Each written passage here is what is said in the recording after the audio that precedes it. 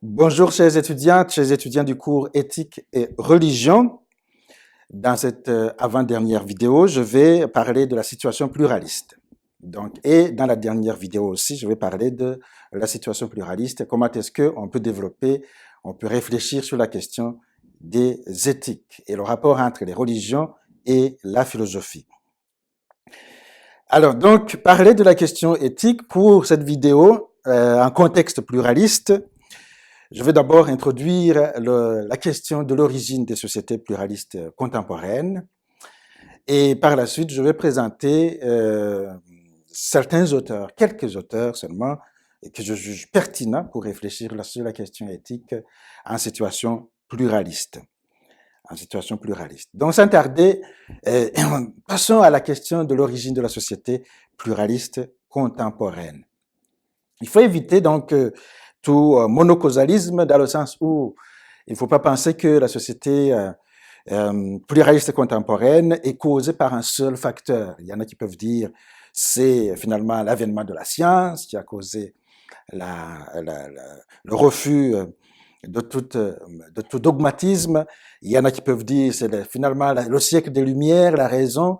Non, il faut, à mon avis, il faut éviter tout monocausalisme. Il y a plusieurs facteurs qui ont fait en sorte que la société contemporaine pluraliste émerge et soit ce qu'elle est aujourd'hui. Donc, parmi ces facteurs-là, il faut d'abord remonter à la Renaissance européenne. La Renaissance européenne est au XVe, XVIe siècle, où justement les Européens se sont dit subitement il faut retourner aux sources antiques pour se ressourcer à l'humanisme antique. Ils ont redécouvert des philosophes comme Aristote, comme les stoïciens, comme les épicuriens, etc., pour se ressourcer à l'Antiquité. Ils vont donc sauter pieds joints, pour ainsi dire, ce qu'ils vont appeler justement le Moyen Âge, Et le Moyen Âge qualifié de époque religieuse obscurantiste,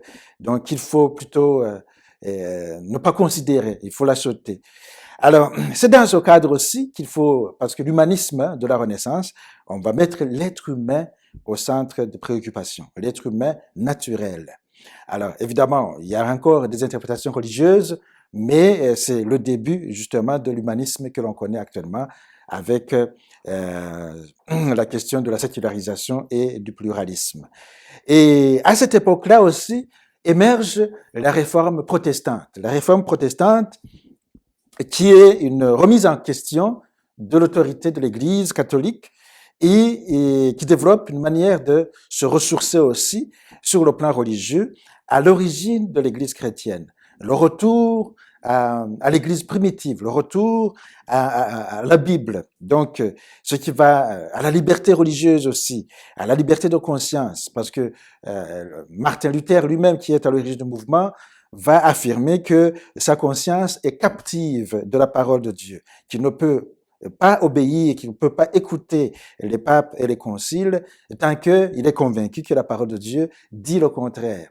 Alors, dans ce sens-là, on va voir que à partir de ces mouvements, la Renaissance, la Réforme protestante, va commencer à se développer une sorte de pluralisme petit à petit. Et ça va commencer par d'abord la reconnaissance de la confession protestante comme forme du christianisme, une nouvelle forme du christianisme. On va en Europe pour trouver une solution aux guerres des religions. On va adopter le 25 septembre 1555 à la paix d'Augsbourg,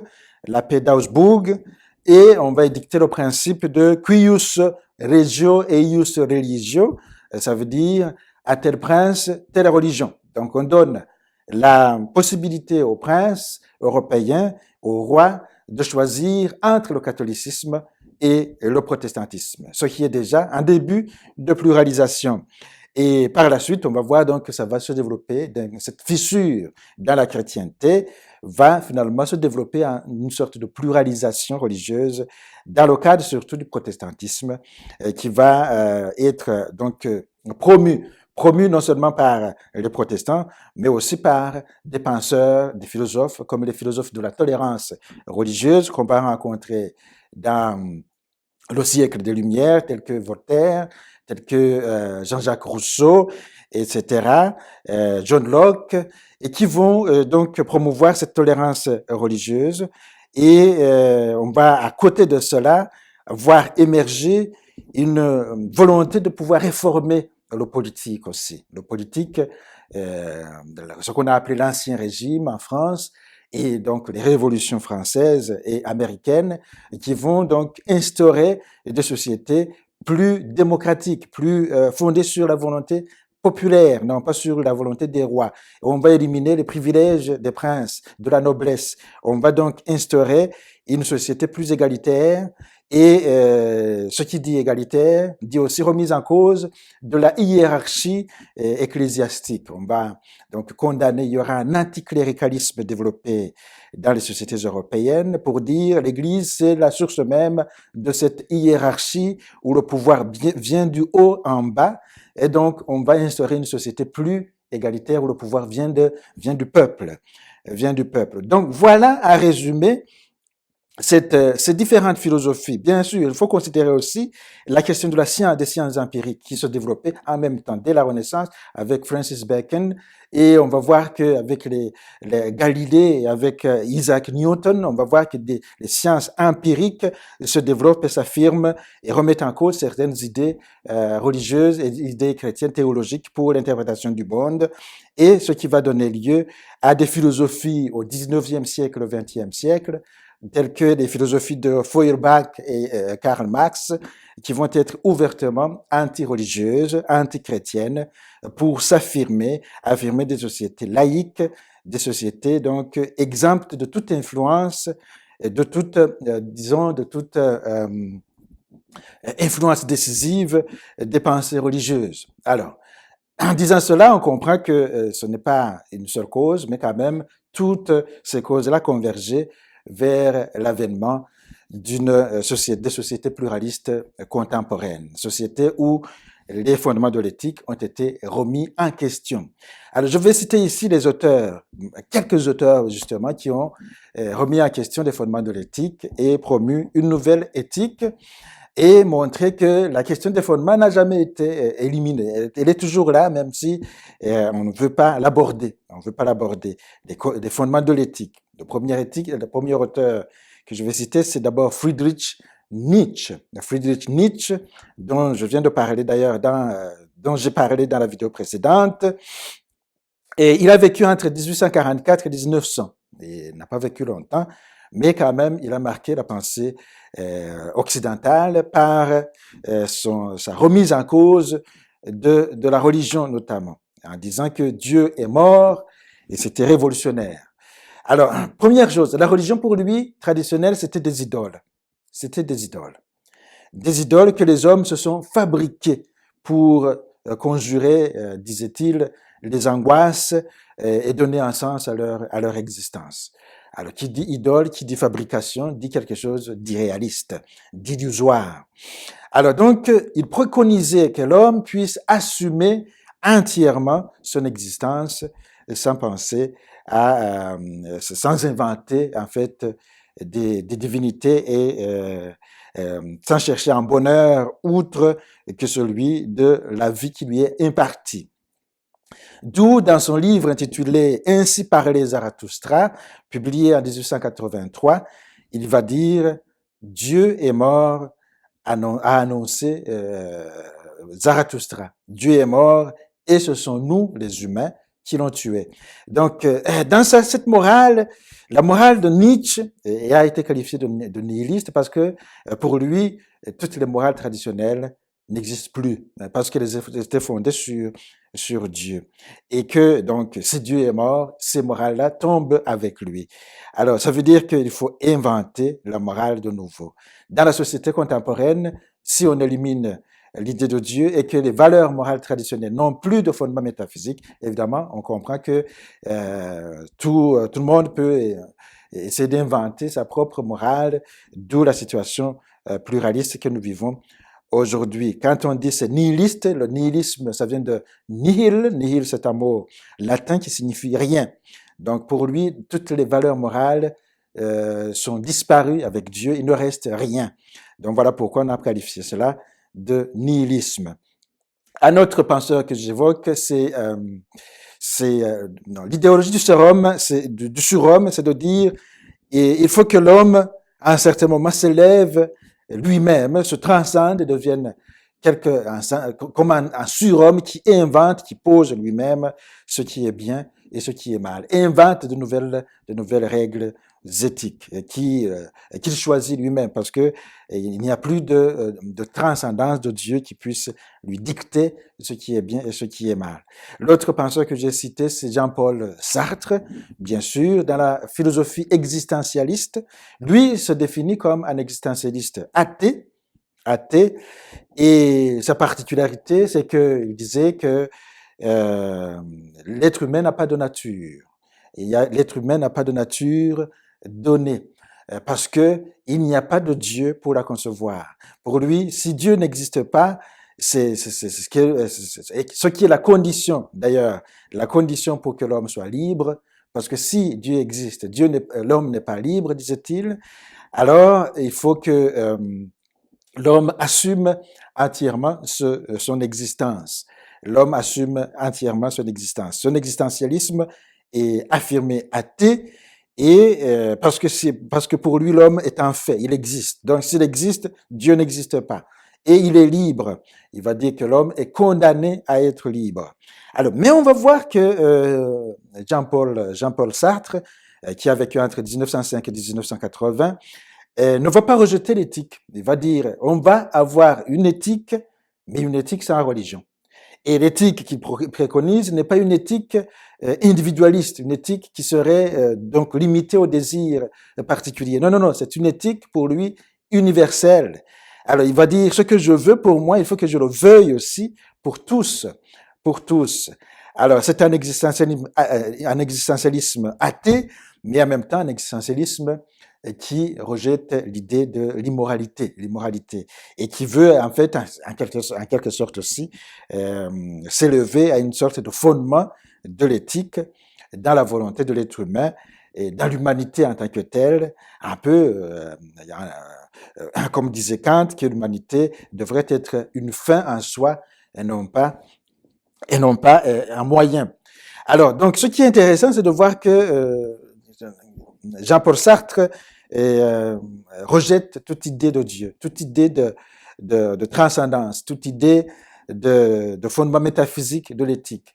Et il s'en tient à l'existence humaine en tant que temporalité, en tant que donc un être voué à la mort, mais aussi un être capable d'éthique, une éthique qu'il invente finalement lui-même, mais qui est une éthique qui peut être universalisée. Alors le dernier, plutôt un autre auteur que je vais citer, c'est Edgar Morin. Lui est encore en vie, il a vécu, il est né en 1921, il est quand même assez âgé, et lui, il va diagnostiquer la société contemporaine pluraliste comme une société où il n'y a plus de fondement pour l'éthique. Il n'y a plus de fondement pour l'éthique, et c'est un diagnostic assez pessimiste. Il va dire le mot valeur est l'indice d'une impossibilité à s'en remettre désormais à un garant reconnu par tous. La nature, la raison, Dieu, l'histoire, tout ça, c'est tombé. Il est l'indice, donc le mot valeur sur lequel on insiste actuellement, il est l'indice d'une situation dans laquelle toutes les figures de la transcendance sont brouillées. Alors, donc, il va indiquer certains traits qui montrent que la société traditionnelle, la société contemporaine est effectivement sans fondement de l'éthique. Il y a détérioration accrue du tissu social. Il y a affaiblissement de l'impératif communautaire et de la loi collective. Il y a dégradation des solidarités traditionnelles. Il y a morcellement et parfois la dissolution de la responsabilité dans le cloisonnement et la bureaucratisation des organismes et des entreprises. Il y a le caractère de plus en plus extérieur et anonyme de la réalité sociale. Et il y a aussi le surdéveloppement du principe égocentrique au détriment du principe altruiste.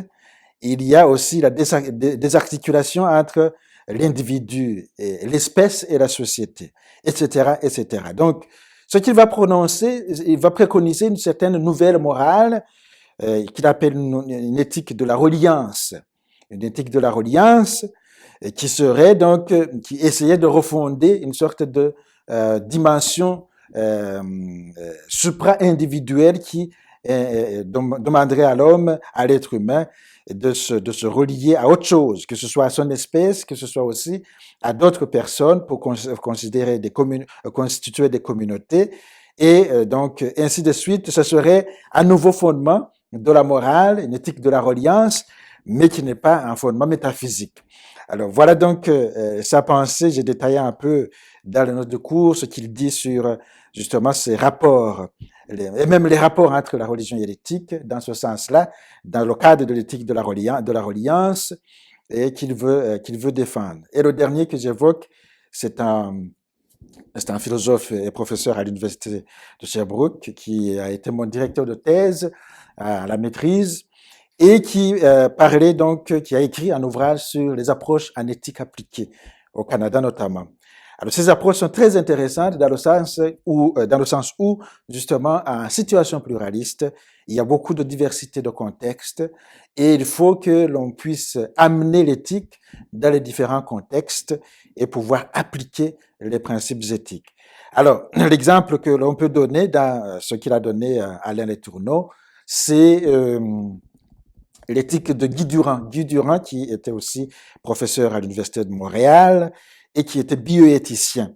Alors lui, il est capable, il a donc préconisé une méthode en bioéthique, une méthode qu'il appelle dialectique entre les principes et les situations concrètes. Les principes qui peuvent être tirés aussi des religions et les situations concrètes pour réfléchir à des formes éthiques compatibles avec le pluralisme. Alors cette méthode-là intégrerait, disons, la pensée qu'on appelle personnaliste, la pensée personnaliste, c'est-à-dire mettrait en avant l'idée de la personne comme un être, non seulement un être de raison, mais aussi un être de sentiment, un être de besoin, un être de société, de communauté. Donc la personne pourrait donc lui-même, elle-même, intégrer les notions religieuses, notamment l'éthique des éthiques que la personne vit dans sa communauté, les amener en discussion au niveau pour pouvoir justement élaborer des procédures de décision en mettant en œuvre une éthique qui ne met pas qui ne met pas de côté tout de suite la question des fondements, mais plutôt qui intègre cette question dans la discussion, dans l'élaboration de la pratique et aussi dans l'élaboration des normes morales qui seraient appliquées au contexte particulier. Donc il y a un lien entre le personnalisme, il y a le personnalisme, l'éthique et l'anthropologie dans la pensée éthique de Guy Durand, en éthique appliquée, qui serait donc intéressant à mettre en œuvre en situation pluraliste. On va voir aussi qu'il différencie l'éthique et le droit, comme on a déjà indiqué, parce que justement, actuellement, on a tendance à régler des questions éthiques par le droit. Il est contre cette approche en disant on ne peut pas régler des questions profondes, fondamentales par le droit. Le droit, lui, il y va rapidement par une norme, alors que plutôt, il faut considérer aussi la question de la conscience religieuse. Donc, voilà, j'ai mis des notes un peu détaillées sur la question, les notes de cours à ce propos. Donc, je vous invite à les lire. Et voilà pour cette 11e vidéo. Dans la prochaine, je vais aborder un autre aspect puis conclure le cours. Merci beaucoup de votre écoute.